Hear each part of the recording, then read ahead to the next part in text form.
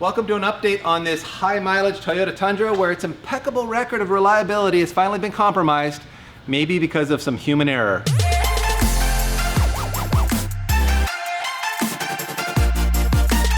This here is not a JDM legend either, DP. What is it? Well, what's going on here? The Tundra? The Tundra. What did you do? Made in Texas, I think. I may have made a boo-boo here, everyone.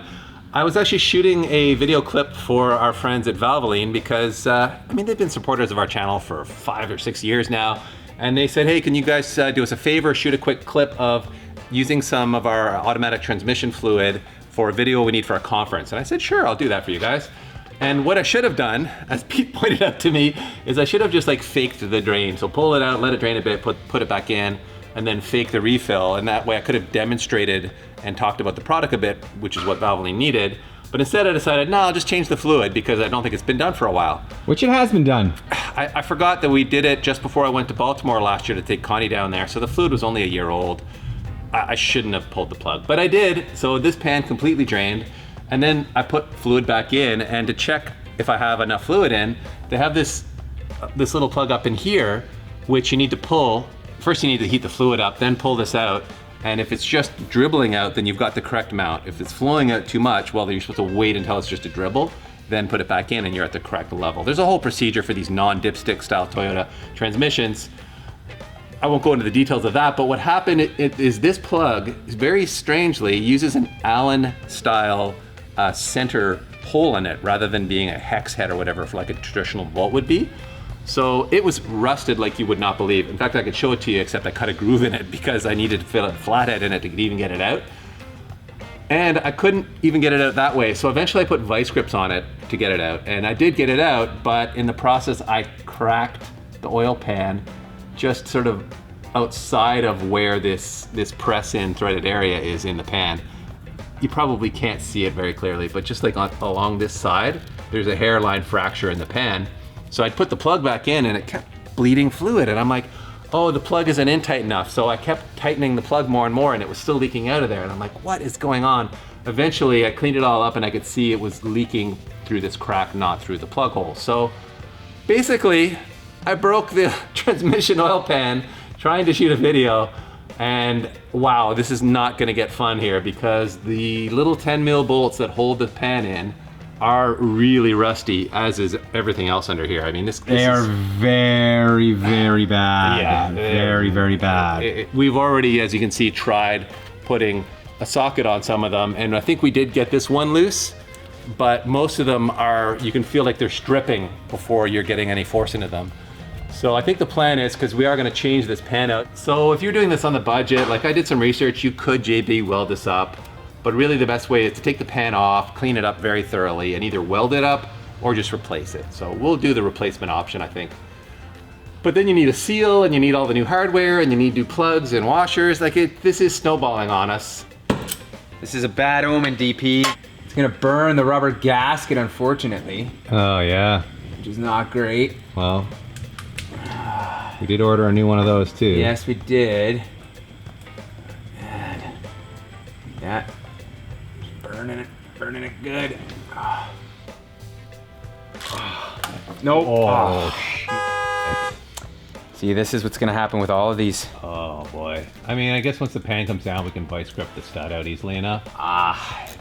So the reason why I think these are breaking too is the bolts go through the pan, and it's an aluminum pan or an aluminum case. Yeah. This is a metal bolt, and the bolt head is rusty, like the stud, which is why this is happening. Oh man, this is now gonna be the worst. Okay, we are 0 for 1. Let's just go to the next one and see what happens here. I hope this one goes a little bit better. Oh man, this one's stripped. Okay, this one's stripped already. Oh my God, this is a nightmare. Oh, This is a this total is not nightmare. good. All right, well, let's get the extractor out. Let's see if the extractor can save the day here. Let's see here. So this extractor's on.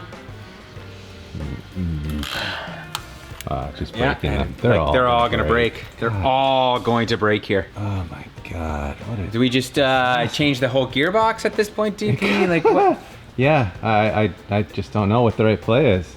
You can see the transmission is crying and weeping in pain right now. It knows it's in a world of hurt. And so are we. We're kind of debating whether heat is the right option here. I don't know.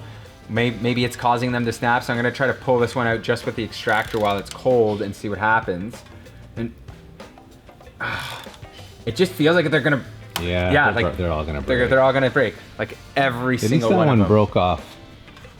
So enough. That I mean, it's luck of the. It looks like it's luck of the draw here. It just really depends where, but yeah.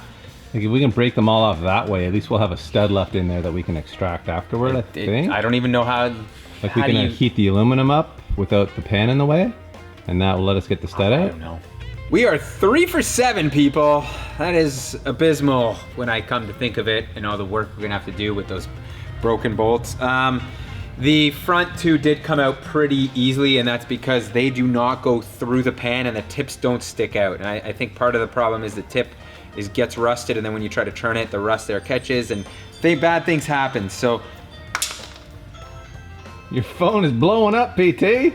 And what we found worked on this side, which is the first, we were able to extract one bolt on this side without it breaking, is we're using the heat induction tool. So this is the bolt buster, and I am heating the bottom of the pan and bolt and then heating the top as well. And that seems to give us just enough heat, I think, into it, and might be breaking free the rust that is found on the other side. So let's see if I can. Or we got lucky on that one bolt. Or we got lucky. We're gonna find out, I guess. Right? Let's let this thing heat up. And while this thing heats, guys, what do you think? Where should we move that doesn't have rust in the United States? I like Texas, Montana. I mean, San Francisco's great. I love California, but it's a little expensive. You haven't mentioned Florida, PT. What's up? Do you want to move into the LZ compound? Florida is too humid for me. Yeah, that's true. If I was moving, I don't want to deal with it. We already have very, very humid summers here. I don't want to deal with that. That's why you got Cletus, you got Adam LZ, you've got Taylor Ray down there too. This is a life choice, not a business choice for me. If we're moving somewhere that's going to be warm. And I like the Texas idea. I think there's some beautiful parts of that state, and good car culture there too. It's not loving life here either too. That tool does need. Yeah. Anyways. Contact. Yeah, so post in the comments, guys, where do you think we should move, and how do Canadians start a business down in America and move down there pretty easily? Can we just say we don't like the rust, so we're coming here? I think so. I think that would be a good excuse. Okay, the heat is in. Oh, look how much rust comes off of this. Okay, extractor's on. Ready? Let's do it. Please don't break. Please don't break. Oh, I think it might be. I don't know, man. It's always like a 50-50 form. Oh, it broke. It broke. Damn it. I'm pretty sure it broke. Yeah. Oh, this one's got a different feeling though. No. And I think at this point I'm just gonna snap them all because resistance is futile sometimes. Yeah, those back two should come out though because they're not exposed on the top. Yes. Let's see how those go. Come on, don't break on me. Oh, really? I thought we'd get those ones out. Look how rusty it is. I can't even get this thing on this one. Yeah. Oh, that one came loose. Oh, yeah. Well, all right. So we got 4 out and 8 broken. God, that is terrible. It was like terrible. We got some work to do here. See, like, why did this one just come right out? Look how rusty it is. Oh, my God. When I dropped when we dropped this pan, I kind of have a theory as to what's going on here, but look, you can see so much of the rust here, and the gasket has like these little metal rings in them, almost like little washers. And I think a lot of the time they're also like, it's been eating away here and really degrading this bolt, which then causes it to snap. You can see like so much of this has so much rust in it there. All right. Wow. Here's what I was talking about. You can see here's the gasket, and a lot of the spots where the bolts broke, they left this spacer. You can see this guy here that came out. It does have the spacer. You can see this spacer is still in here and it's rotted, and I think that's part of the problem why these guys broke, is this has now fused itself onto here, and as soon as you try to turn it, it snaps. So let's see, I'm gonna grab a pair of vice grips here, put them on here, and let's see if we can remove these. Let's see. Oh, come on. Oh, it's taking it off. It's coming out.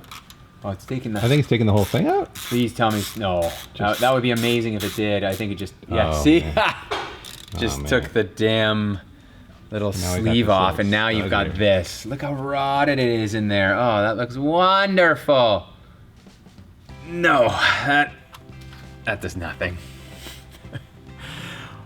I think at this point, this is the point of the video where we admit defeat and tell you guys that, you know, we could try to fix this. I think what we need to do, the next step here is, obviously these are not coming out and they need to be drilled, and you need to helicoil all of the bolts that are broken or that are seized in there and all of that. So that's not for us. This is not gonna happen here. I'm throwing in the towel, I'm waving the white flag. This is a job for NV Auto. Nam and the guys over there are masters at the rust and the extraction of bolts and fixing this kind of stuff. So we're gonna put this oil pan back on. We are gonna tow the vehicle over to NV Auto, and I'm gonna beg Vin or one of the guys over there to grab a camera and shoot them doing this job, so you guys at least get an understanding of how you would fix this. But I think this is, there's a lot of hours left in here to do this job properly. So we're here at NV Auto. I'm Vin, and apparently I know what I'm doing. So let's see what we gotta do to take care of this. All right, so after further inspection, the best plan of action will be probably just to drill out the bolts and put a helicoil in them. Should be simple enough. All right, so we've taped up our pickups and all of our electronics, so hopefully you don't get any metal debris in there. We're gonna cut off what's left of the bolt using a center punch, trying to find as center as possible. We'll punch it in.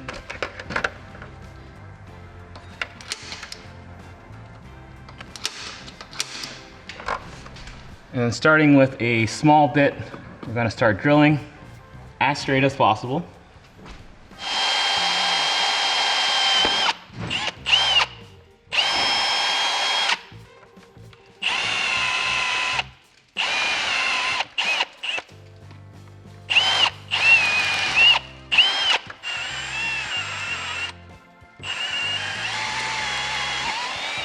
Get our helicoil tap.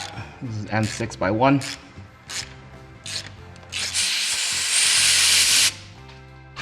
And then our helicoil goes in.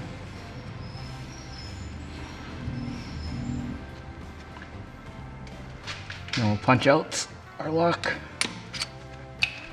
Now we have a fresh M6x1 bolt hole. So naturally, on the last one, something always goes wrong. Got a broken bit in there, and it won't come out. So we're gonna try something else.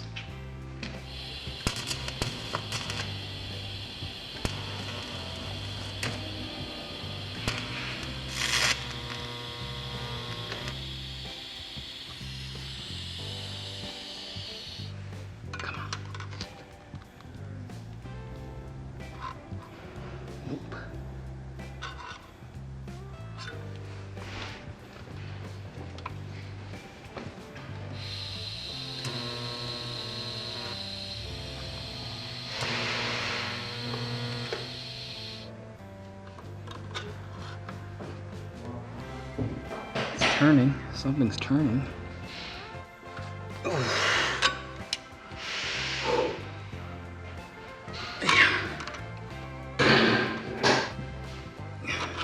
Oh, success.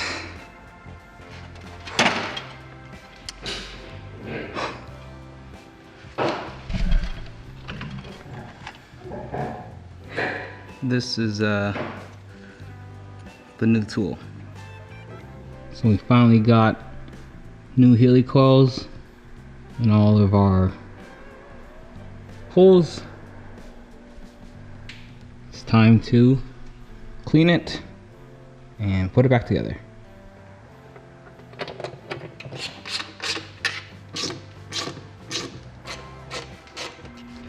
So there it is. That wasn't too hard. I guess I do know what I'm doing. If you want to see more from us here at NV Auto, we do have a YouTube channel with lots of cool car content and stuff. Or if you want to see more of me, I have a cooking channel, YouTube cooking channel, where I cook and do things, and I kind of know what I'm doing. Not really, but check it out anyways. Do you ever wonder why some ingredients are way more expensive than their cheaper counterpart? I don't. I just grab the cheapest one. We'll roll this into a bowl. Give this a little... That's a good ball of dough. Look at the puff. See the puff? Look at the puff. So you're probably thinking, this looks really ugly now, right? Yes. But I'm a freaking genius. Oh no, that one didn't work. You versus the guy she told you not to worry about. Wow, I think you guys will agree. We made the right choice sending this to NV Auto because my God, what a nightmare of a job that is. We apologize, Vin and Nam and everyone at NV Auto for dumping this on your plate, but this was just a job for professional mechanics. We've never really had to heal a coil or anything like this before, and this was not the time to learn how to do it, because if you make a mistake, you're into replacing the transmission, aren't you? Like, this is in the case of the transmission, so you just don't want to make a mess of that. So thank you, NV Auto. You guys are the best. I mean, you did this in a day for us. Incredible to turn that around so quickly, and we have the peace of mind knowing that it was done by professionals. And as you can see, I've driven the truck for a few days now, and it is making a perfect seal. It's amazing. It's kind of weird seeing a brand new pan underneath here because everything else is so rusty. Speaking of which, I think it's time we pound some of this rusty stuff with some fluid film to protect it for the winter, because we have swapped on our Continental Viking Contact 7s and our Mamba wheels for the winter. We've got all the traction in the world. Now let's just protect all its metal as best we can.